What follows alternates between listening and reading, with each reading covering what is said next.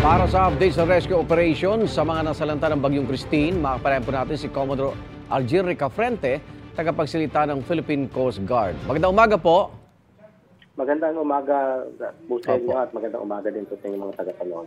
Sa ngayon, saan po nakapokus yung rescue operations po ninyo?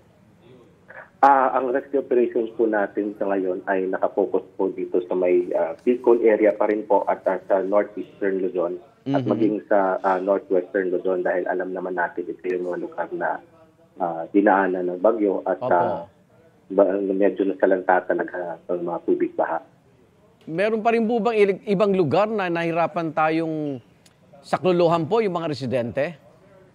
Sa panig po ng Philippine Coast Guard dahil po ay ito namang ating bagamat hindi ito ang main function ng Coast Guard ay tayo ay kaakibat ng lokal na pamahalaan. So ang deployment naman ito ay nagdidepende din kung ano yung mga priority areas na binibigyan natin. Pero meron din po talagang mga lugar dito sa may area ng Bicol, lalo na sa kaloob-looban na hindi natin basta-basta napapasok at maging dito sa may northern Luzon. Opo. Bukod po sa rubber boat, meron pong mga nais magpahiram ng mga bangka, Commodore. Maganda po yan at para tulong-tulong tayo, maaari lang ipakipag-ugnayan din po yan sa mga lokal na pamahalaan. Opo.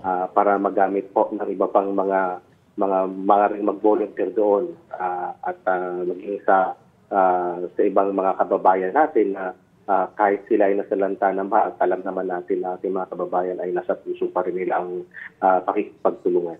Opo. Sa initial niyo pong pagtaya, mga ilang pa ho ang ating mga kababayang nasa bubungan pa rin o nasa kanilang mga bahay na nangangailangan po ng rescue?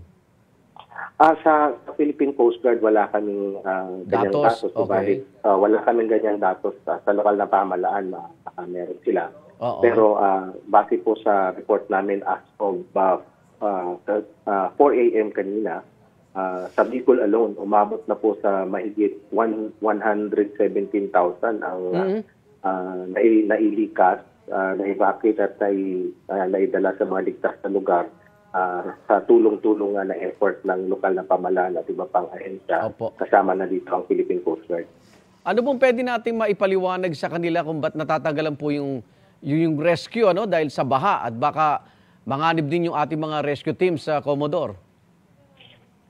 Dahil nga sa lawak nitong baha, maging sa lalo na yung mga unprecedented area na dati hindi naman binabaha, ay ang ating sa Philippine Coast Guard side lang ang ating mga pwersa dito manggagaling sa may coastal area. Papasok. Yung sa mga local government naman ay doon sila sa loob. So ang concentration nila yung pinakamalapit na maaari mong ma-rescue, yun yung inuuna natin.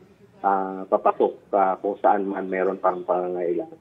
Commodore Ricafrente, bukod po sa Naga, may iba pa bang lugar na ikangay nakaantabay tayo para mabigay agad ang rescue at tulong sa kanila? Ang Philippine Coast Guard naman ay may mga istasyon sa bawat coastal municipality. So kung kaya ang ating Philippine Coast Guard ay doon na nakakabit yung ating pwersa sa mga local government nila. Kaya ang ating pagtulong ay concentrated kung saan doon sila sa area na merong apektado at papasok ng palayo kung nakuha na natin yung nasa malapit para mas madami tayo makukuha kagad. Priority natin yung pinakamalapit habang hindi pa tayo makapasok sa loob-looban.